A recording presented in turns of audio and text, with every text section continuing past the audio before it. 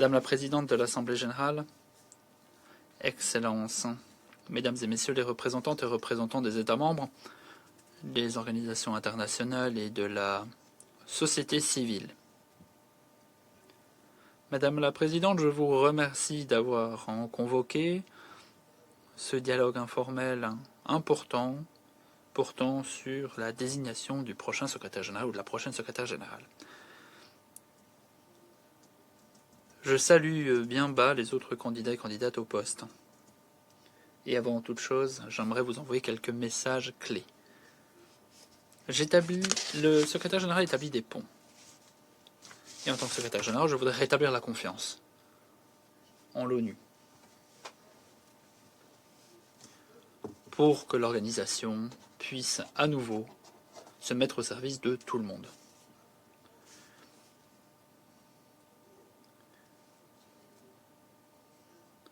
Alors que nous tenons ce dialogue, le monde est aux prises avec des défis multiples. Renforcement des rivalités géopolitiques, conflits violents, vulnérabilité face au changement climatique, un accroissement des fragilités, qu'elles soient économiques ou sociales, sans oublier les migrations. Les crises auxquelles nous nous heurtons ne sont pas cycliques, elles sont systémiques dans leur ampleur et dans leur sévérité.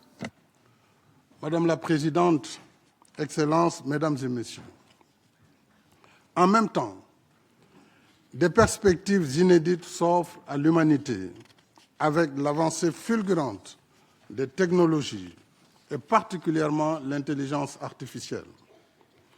Gouverner avec sagesse, la révolution technologique est un formidable accélérateur de progrès au service de l'humanité.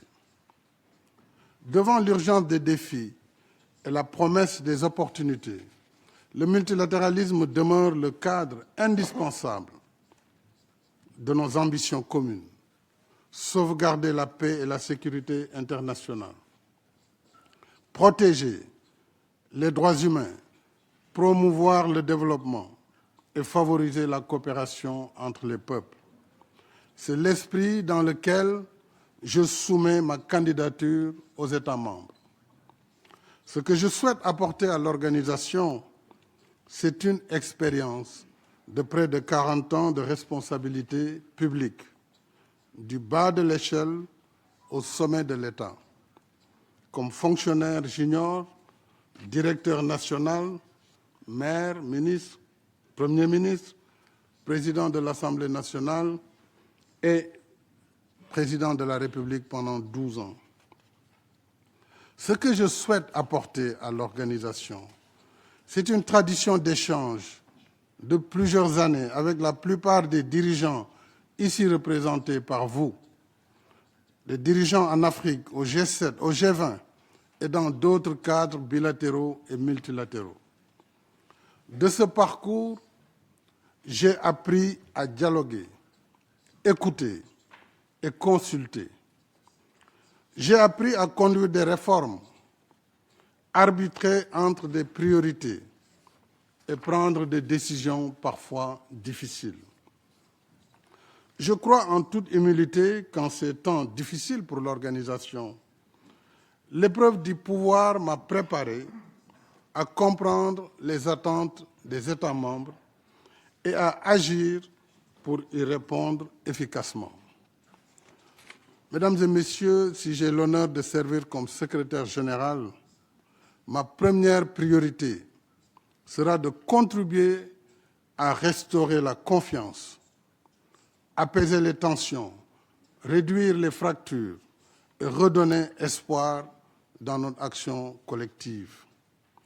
Comme le veut la Charte des Nations Unies, je serai un secrétaire général impartial qui parle à tous et qui écoute tous. Je serai un secrétaire général qui rassemble, un secrétaire général bâtisseur de ponts entre les nations, entre les cultures et les civilisations, entre l'Est et l'Ouest, entre le Nord et le Sud. J'engagerai sans délai une diplomatie préventive plus active dans l'alerte précoce, la médiation, la coopération entre les nations, surtout celle entre les Nations Unies et les organisations régionales. J'engagerai avec les États membres une réflexion approfondie sur l'efficacité des opérations de maintien de la paix. Je travaillerai également à maintenir les droits humains au cœur de l'agenda des Nations Unies. Nous le savons tous, les droits humains sont universels. Ils sont inséparables les uns des autres. Ils sont civils et politiques. Ils sont aussi économiques, sociaux et culturels. La Charte nous engage à les protéger sur la base des principes fondamentaux qui consacrent la primauté du droit et le besoin de justice. De même, à 4 ans de l'évaluation finale de l'agenda 2030, je veillerai à la bonne conduite des objectifs de développement durable ainsi que de l'élaboration de l'agenda d'après 2030 avec les États membres. En ce 22 avril, la Journée de la Terre nous rappelle l'urgence des menaces environnementales qui pèsent sur notre planète. Le poids de la dette est devenu insoutenable pour de nombreux pays. Les inégalités se creusent, frappant d'abord les plus vulnérables, notamment les jeunes et les femmes. Certes, la coopération pour le développement garde toute son utilité. Mais mon expérience à la tête d'un pays en développement m'a appris que les financements publics restent insuffisants et difficiles à mobiliser, notamment pour les infrastructures de développement. Or, sans les investissements structurants, il ne peut y avoir de transformation économique et de création massive d'emplois. C'est pourquoi je propose le financement du développement, que le financement du développement soit davantage porté par le partenariat, l'investissement et le commerce, appuyés par un meilleur accès au crédit afin de soutenir une croissance et une prospérité partagée. Le Forum sur le financement du développement qui réunit chaque année à New York les Nations Unies, les institutions de Bretton Woods, l'OMC, la CNUSED et le secteur privé pourrait en être le catalyseur avec l'appui de l'OCDE et des pays partenaires. Mesdames et Messieurs, en créant les conditions d'une vie meilleure pour tous, nous réduirons en même temps les sources de migration irrégulière. Madame la Présidente, s'agissant de l'organisation, je suis convaincu qu'elle peut et doit changer. Si je suis élu, je continuerai les efforts de réforme par une gestion transparente et rigoureuse. 3 impératifs guideront mon action: rationaliser, simplifier, optimiser. Je veillerai à une meilleure coordination entre agences, fonds et programmes pour éviter les duplications et rendre l'action de l'organisation mieux adaptée aux réalités du terrain. Chaque dépense effectuée doit répondre aux efforts et aux attentes des États membres. Faire évoluer les Nations Unies, c'est également réformer le Conseil de sécurité sur une base consensuelle qui renforce la légitimité, l'autorité et l'efficacité de son action. J'accompagnerai les États membres dans le processus en cours.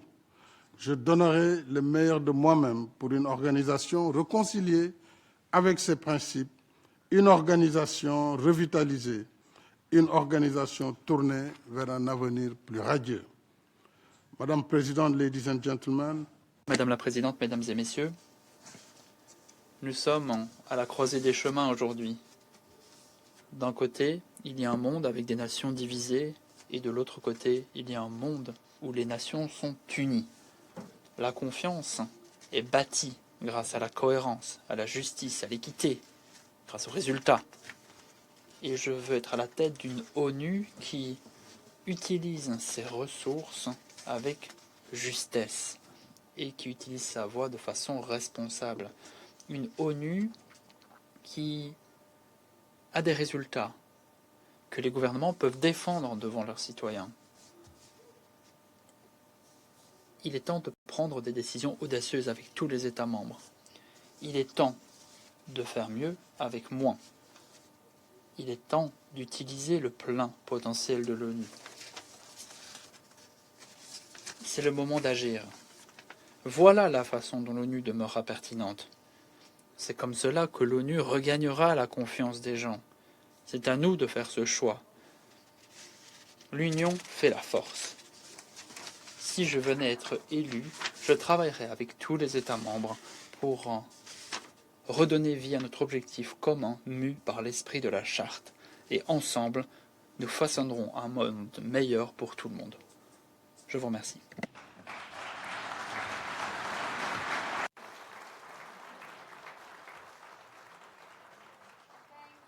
I think